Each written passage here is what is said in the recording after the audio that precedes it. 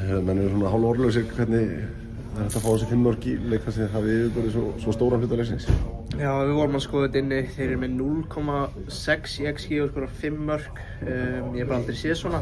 Ég er bara algjörlega sammálaður við stjórnum leiknum og já, fáum okkur 5 mörk, ég er að trúi sig. Karakter að koma tilbaka enn í seinni hálfleik eftir þetta högg hann undir lok fyrir en svo kemur þetta bara aftur eða svona svipa kjafsög.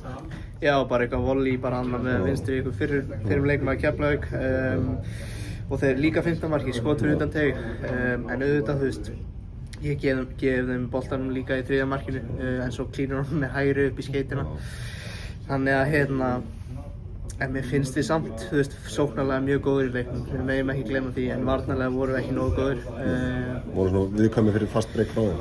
Já, bara hárrétt og rest defense var ekki nógu gott og fast breakið, við vorum ekki nógu góður þar þannig að já, bara mjög svekkjandi. Já, og lærdómur, kannski ekki eftir að horfa á þannig núna en þú veist, þetta unga lið þarf að horfa á þennan leik og sjá bara Kári Árnason og margur tala um það er svona lítið smáatriði þessi sendingur á þér allur ekki fyrsta markið sem við töpum stöðun einn á kanti og í landsliðsfótbolta þá ertu bara þér refsa fyrir svona. Bara algjörlega, mér finnst líka Mikael Egill og mér finnst ég persónulega bara fína leik en fólk með mun eftir þessum mistökum.